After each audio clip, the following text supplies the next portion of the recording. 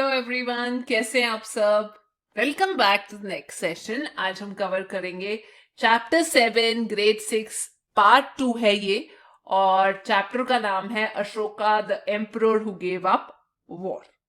तो last class में मैंने पूरी डिटेल में आपको बताया था मौर्यन किंग्स कौन कौन थे, मौर्य नाम कैसे कैसे आया, सबसे इंपॉर्टेंट किंग थे, कौन सा रिलीजन उन्होंने अडॉप्ट किया था, आपको कैपिटल्स मैप के ऊपर दिखाए गए। तो उस टाइम पे मैं आपको लास्ट जहां पे मैंने आपको बताया था, ये बताया था कि किंगडम और एम्पायर के बीच में क्या फर्क होता है।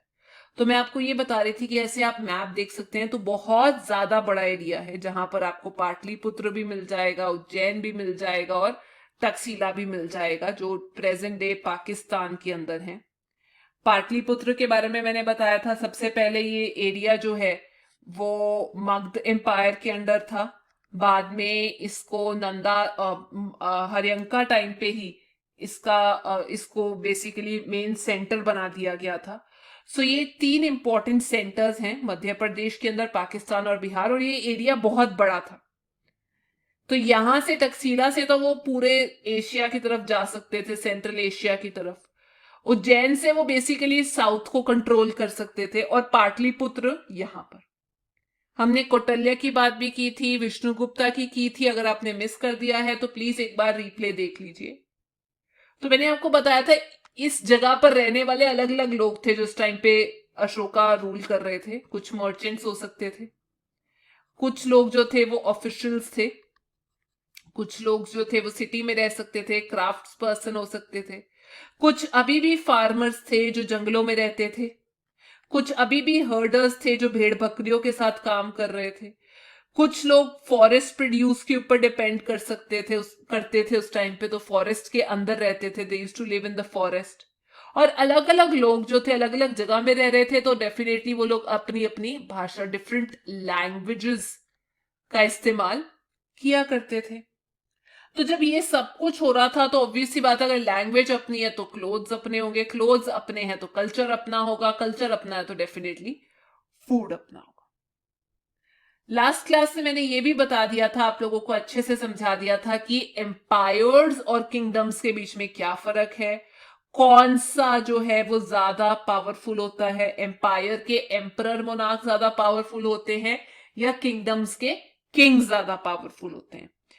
ज्यादा पावरफुल होने की वजह से ऑब्वियस सी बात है, यू कैन आंसर कि मैम अगर एम्पायर ज्यादा पावरफुल है, क्यों ज्यादा पावरफुल है वो लास्ट क्लास में बताया था, तो उसमें ज्यादा टैक्सेस कलेक्ट करने पड़ेंगे, ज्यादा ऑफिशियल्स को ड्यूटी पर रखना पड़ेगा।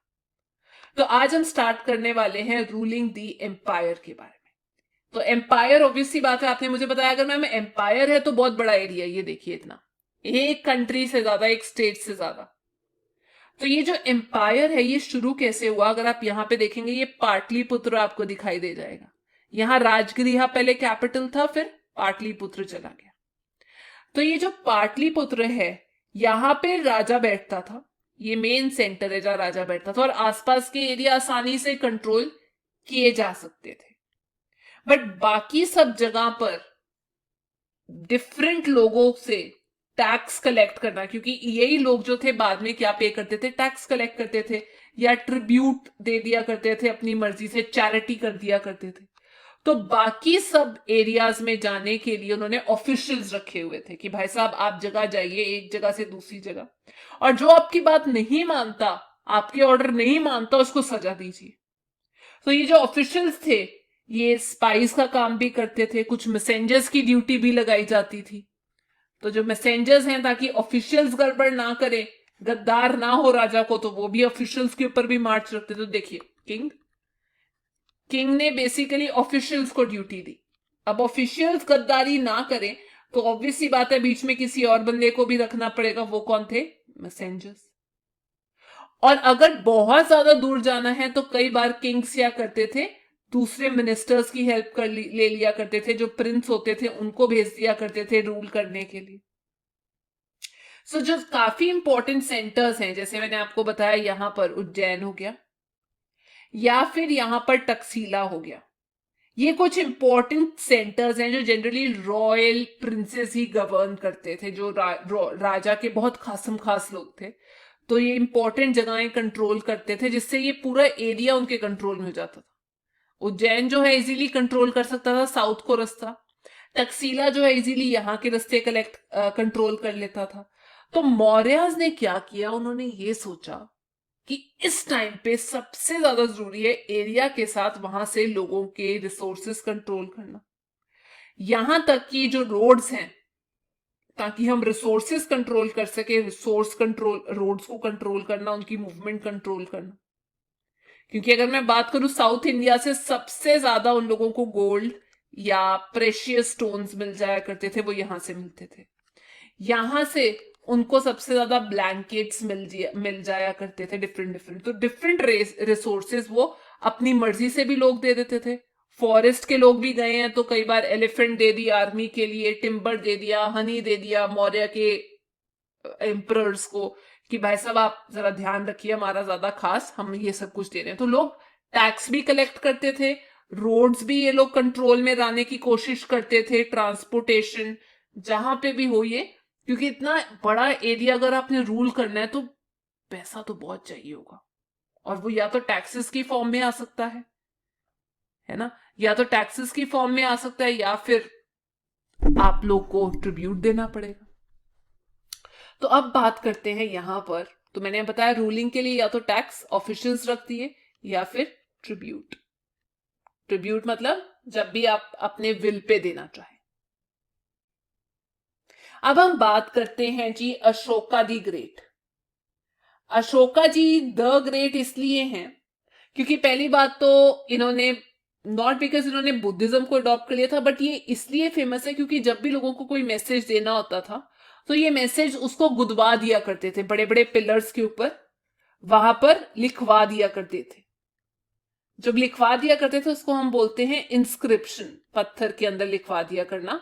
और जनरली ये ना जो लोग लैंग्वेज पढ़ सके, प्राकृत, उसके अंदर लिखवाया जाता था, या फिर ब्राह्मी स्क्रिप्ट के अंदर। तो जनरली लोग प्राकृत पढ़ते थे या ब्राह्मी कुछ लोग पढ़ लेते थे, और जो नहीं पढ़ पाते थे उनके लिए स्पेशल मैसेंजर्स होते थे कि भाई साहब इनको पढ़ के सुनाया जाए ये बात जो हम बोल रहे चाहते हैं। तो ये पहले ऐसे एम्परर थे जो अपने मैसेजेस लोगों तक पहुंचाने के लिए उसको गुंदवा दिया करते थे। अब जी मैं आपको बात बताती हूं कलिंगा की। कलिंगा ये वाला सेक्शन आ जाता है यहां पर। तो कलिंगा जो है वो एक रूलर जो है वो उसको रूल कर रहे थे, मतलब ओडिशा का जो सेक्शन है। कलिंगा की वॉर इसलिए हुई कि जो मौर्यन एम्पायर हैं ये अशोका, वो चाहते थे कि हम ये वाला एरिया भी अपने कंट्रोल में कर लें, जो प्रेजेंट डे ओडिशा और आंध्र प्रदेश का पार्ट आ जाता है। और यहां पर एक अपना इंडिपेंडेंट रूलर थे। तो इन दोनों के बीच में हो गई लड़ाई। अशोका ने ये लड़ाई जीत ली, बट वो इतने हैरान हुए कि सिर्फ अपने एरिया को, एक बाहर के एरिया को अपने कंट्रोल में लाने के लिए कितने लोगों की मौत हो रही है। हालांकि ये लड़ाई उन्होंने जीत ली थी, बट फिर भी उन्होंने ये एरिया छोड़ दिया कि मैं ये अपने कंट्रोल में नहीं लूंगा, और वो वर्शिप करने लगे भगवान की। किसकी? बुद्धा की। तो उन्होंने बोला कि मेरा एक, कलिंगा की लड़ाई के बाद उन्होंने बोला कि मेरा एक इंपॉर्टेंट धामा होगा।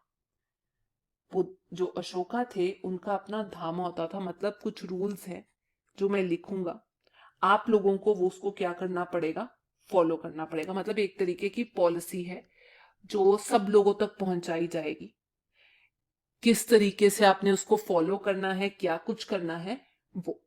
बट जैसे आप लोग पढ़ रहे हैं, इतने बड़े एरिया में अलग अलग तरीके के लोग होंगे, बट अशोका को ये था कि जैसे जो फादर होते हैं वो अपने बेटे को शिक्षा देते हैं, वैसे ही जो किंग होता है उसकी भी ड्यूटी होती है कि वो अपनी प्रजा को कुछ ना कुछ शिक्षा दे। तो उन्होंने, क्योंकि वो बुद्धा से बहुत इंस्पायर्ड थे, तो उनको लगा मेरी ये ड्यूटी है कि मैं बुद्धा की जो टीचिंग्स हैं वो लोगों तक पहुंचाऊं।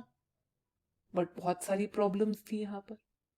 लोग जो थे स्लेव्स को ढंग से नहीं ट्रीट कर रहे थे। प्रॉब्लम्स क्या क्या आ रही थी इस टाइम पे, वो अगर कन्वे भी करना चाहते थे तो प्रॉब्लम्स क्या क्या थी? सबसे पहली प्रॉब्लम डिफरेंट रिलीजन, लोग अलग अलग टाइप के रिलीजन को थे, जिसकी वजह से कई बार बहुत ज्यादा कंफ्लिक्ट हो जाता है, ये मेरा रिलीजन ये तुम्हारा रिलीजन। एनिमल्स को मारा जाता था, एनिमल्स सेक्रीफाइस किया जाता था, लेकिन उन्होंने तो सब कुछ गिव अप कर दिया था।